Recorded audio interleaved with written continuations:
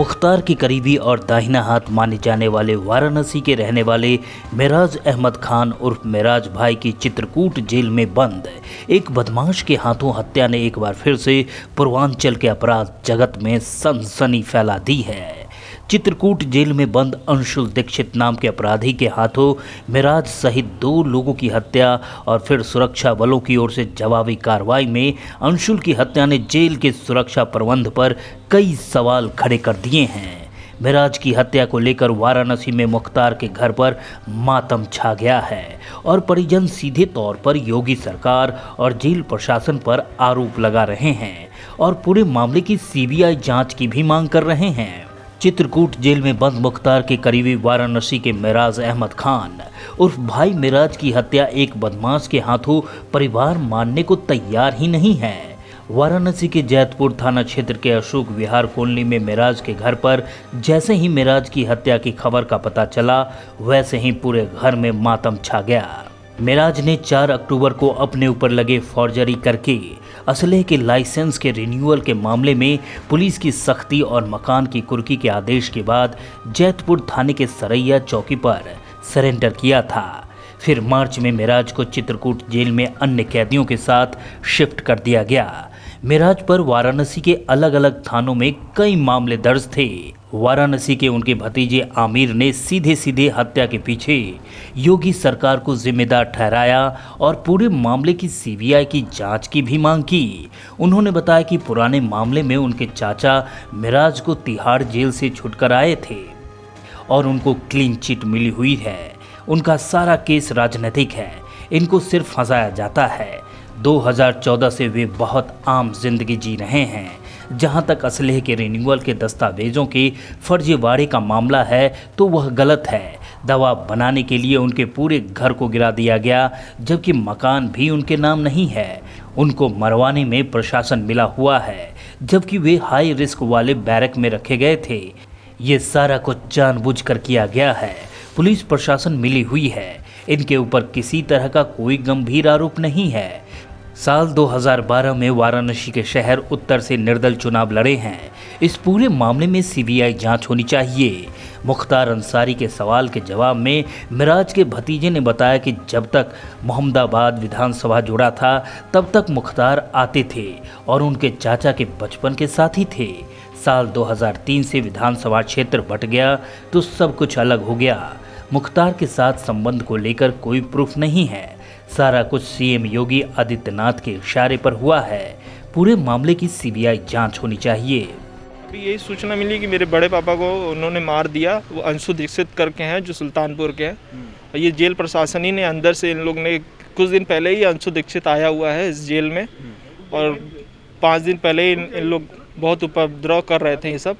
और क्योंकि उनको हाई रिस्क में रखा गया है तब इनके साथ ऐसी अनहोनी कैसे हो सकती है। उनको मेडिकल पे डॉक्टर मिला हुआ है, उनके सर के पीछे चोट लगी हुई है उनको, और इनको अचानक से मार्च में यहाँ से शिफ्ट कर दिया जाता है। जबकि इनके पे कोई ऐसा नहीं है कि अंदर से ये फ़ोन करते हैं कि किसी को दबाव बनाते हैं। वो चुपचाप एक आम आदमी की तरह सहयोग करके, जैसे पुलिस प्रशासन कर रहा था वैसे सहयोग कर रहे थे। तभी इनको अचानक से यहाँ से चित्रकूट भेज दिया जाता है। आज सूचना यही 12-1 बजे तक पता चल जी जेल प्रशासन से की तरफ से नहीं, वहाँ क्या कहते हैं एक डॉक्टर साहब हैं, उन्होंने बताया कि अंदर दर्जनों भर गोलियाँ चली हैं। तो उसी में सूचना मिली हम लोग को कि तो मेराजुद्दीन करके, मेरे बड़े पापा का नाम मेराज अहमद है जी। इन पे जितने भी केसेस थे आज से नहीं, 2009 से वो तिहाड़ जेल में भी क्या कहते हैं रह के आए, बाइज्जत बरी होके आए हैं। क्लीन चिट मिली है उनको हर समय। इनका जितना भी केसेस है सब पॉलिटिकल है, कोई भी अपना नहीं है। कोई इन पे मर्डर का केस ही नहीं है। इनको सिर्फ फंसाया जाता है। इनको अभी आके 7 साल से बहुत अच्छी ज़िंदगी जी रहे थे। 2013 जब से वो निकले हैं, 2014 से जब से बहुत आम जिंदगी जी रहे।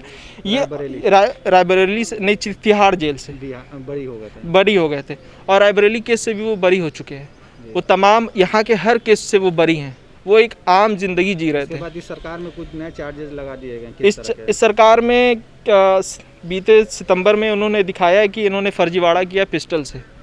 पिस्टल हम लोग की जी रिन्यूअल से इन्होंने क्या कहते हैं पुलिस का फर्जी मोहर, मतलब हम लोग के पास इतना समय है कि हम लोग पुलिस का फर्जी मोहर मार के ये सब करेंगे।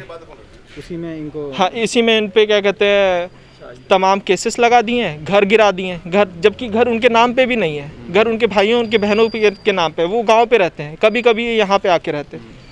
तमाम तरह की परेशानियाँ हम लोग आके घर भी तोड़ दिए जी। ये पूरा प्रशासन मिला हुआ है सर ये हाई रिस्क में रखे गए थे सर। कैदी भी रखे जाते हैं, एक आप सुनते होंगे कि बैरक में एक में 8 कैदी 10 कैदी रहते हैं, लेकिन इनको एक हाई अलग से इनको क्या कहते हैं निर्देश मिला कि इनको हाई रिस्क में रखा जाए क्योंकि इनके सर के पीछे चोट लगी हुई है जी। तो ये जानबूझ के क्या ये सर ये जानबूझ के किए हैं सर, पूरी पुलिस प्रशासन ने करवाया इसको, जानबूझ के कराए हैं सर ये ऐसे कैसे हो सकता है? तो क्या अभी सर वो किसी सर आप भी बनारस में रहते हैं, मैं भी बनारस में रहता हूँ।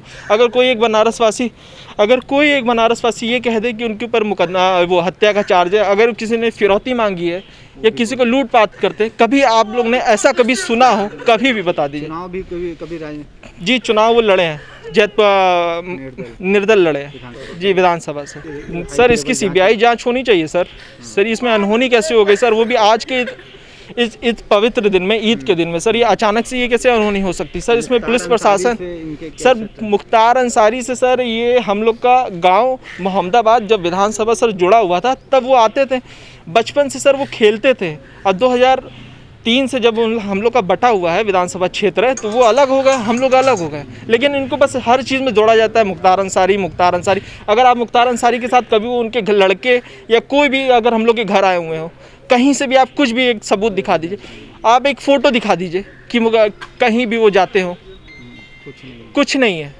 ऐसे ही उनको जोड़ा, हर चीज़ से जोड़ा जा रहा है सर। इस पर सीबीआई जांच होनी चाहिए सर, इस पे बड़े बड़े लोग लगे हुए हैं सर और पॉलिटिकल पार्टी के सर। ये किसने हत्या कराई सर मुख्यमंत्री योगी आदित्यनाथ के निर्देश पे सर ये सब हुआ होगा सर, उनके बिना ऐसा कुछ हो भी नहीं सकता है। वही जिम्मेदार सर, वही पूरे जिम्मेदार हैं सर। ये हाई रिस्क में रखा गया अपराधी सर कैसे हो सकता है सर? आप बताइए ना, ये कैसे हो सकता है? जी हम बात कर रहे हैं आज जिला कारागार की। ज़िला कारागार की बात इसलिए हो रही है क्योंकि ज़िला कारागार के अंदर बंदी ने ही असलहा से 2 बंदी की हत्या कर दी। सवाल इसलिए खड़ा होता है क्योंकि ज़िला कारागार के अंदर कैसे असलहा पहुंचा, तो किस ज़िला कारागार के अंदर सख्त पहरा और जांच होती है। बंदी के जो भी परिजन मिलने आते हैं उन खाने पीने के सामान फल की भी जांच होती है और उनकी बड़ी बारीकी से जांच होती है। उसके बाद अंदर जाने दिया जाता है। तो इतना बड़ा असलहा कैसे अंदर चला गया और इतनी बड़ी घटना को अपराधी द्वारा अंजाम दे दिया गया और जिला कारागार चित्रकूट को पता तक नहीं चला। एक सवाल है, निशाना खड़ा करता है जिला कारागार प्रशासन के ऊपर। हम चित्रकूट जिला कारागार की, जहां पर जिला कारागार के अंदर आज अंशुल दीक्षित जो कि कुछ दिन पहले सुल्तानपुर जिला कारागार से शिफ्ट होकर चित्रकूट जिला कारागार आया था, वहीं मिराज अहमद खान वाराणसी का रहने वाला है और वाराणसी जिला जेल से गैंगस्टर मामले में चित्रकूट जिला कारागार में शिफ्ट हुआ था और उसे जेल में उसका साथी मुकीम काला भी बंद था, जो कि आज अंशुल दीक्षित द्वारा हंस रहे थे। जिला कारागार के अंदर गोली मारकर हत्या कर दी गई। इसी दौरान जिला कारागार के प्रशासन की मुठभेड़ अंशुल दीक्षित से हुई, जिसमें अंशुल दीक्षित की भी मौत हो गई। बताया जाता है कि अंशुल दीक्षित और मिराज अहमद में तनातनी रहती थी। इसी वजह से हो सकता है अंशुल दीक्षित ने ये काम को अंजाम दिया होगा। और सूत्रों की माने तो मुख्तार अंसारी का खास मिराज अहमद खान तारीख को माना जा रहा है। इस वजह से हो सकता है कि अंशुल दीक्षित ने ये काम को अंजाम दिया होगा। और सूत्रों की माने तो मुख्तार अंसारी का खास मिराज अहमद खान तारीख को माना जा रहा है और वहीं मुकीम काला को भी मिराज अहमद खान का साथी बताया जा रहा है। हमने जब मिराज अहमद खान के परिवार से बात की तो उनका कहना था कि ये हमारे चाचा को मारने की साजिश की गई है, क्योंकि उनको डॉक्टर भी मुहैया कराया गया है, क्योंकि उनके सर में चोट लगी है। तो कैसे इतनी सुरक्षा के बाद कौन है जिला कारागार के अंदर जिसने गोली मार दी, यह हमें समझ नहीं आ रहा है।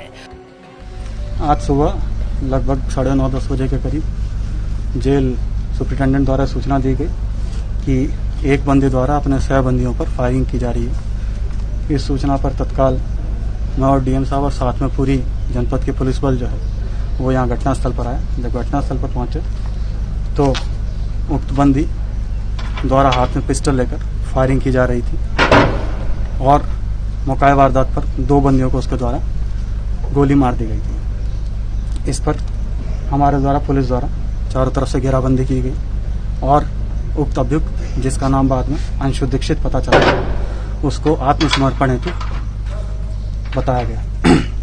बार बार उसे सरेंडर के लिए कहे जाने के कारण उसके द्वारा आत्मसमर्पण नहीं किया गया, परंतु पुलिस पार्टी पर फायरिंग शुरू कर दी गई। इस पर आत्मरक्षार्थ पुलिस पार्टी द्वारा उक्त अभियुक्त पर फायरिंग की गई, जिससे उसको गोली लग गई।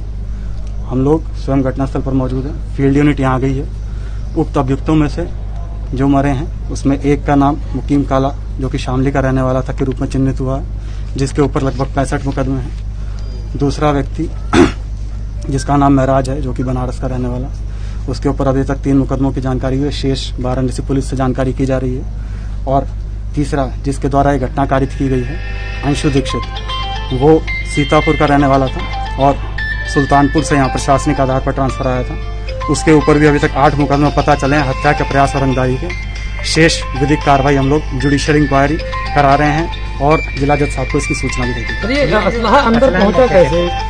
देखिए, जांच का विषय है। जिला कारागार जो है, इसमें जो भी दोषी पाया जाएगा, डीएम साहब जिला कारागार जो अथॉरिटीज हैं उनको लिख के भेज रहे हैं, जो भी दोषी पाया जाएगा उस पर कार्रवाई। कौन सा असलहा बरामद हुआ उसके पास से जिससे गोली चलाई उसने?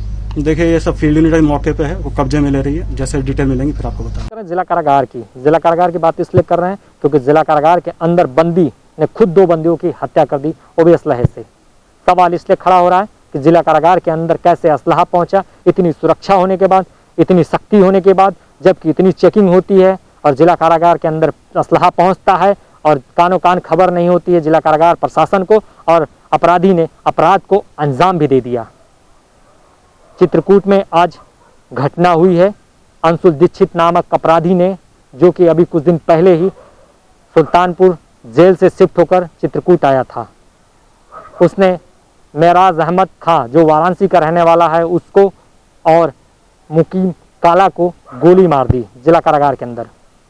बताया जा रहा है कि अंशु दीक्षित और मेराज अहमद की आपस में नहीं बनती थी। बताया ये भी जा रहा है कि मेराज जो है मुख्तार अंसारी का बहुत ही करीबी था और इनकी दोनों की, अंशु दीक्षित की और मेराज अहमद की, आपस में बहुत नहीं बनती थी, इसलिए इस काम को अंजाम दिया गया होगा।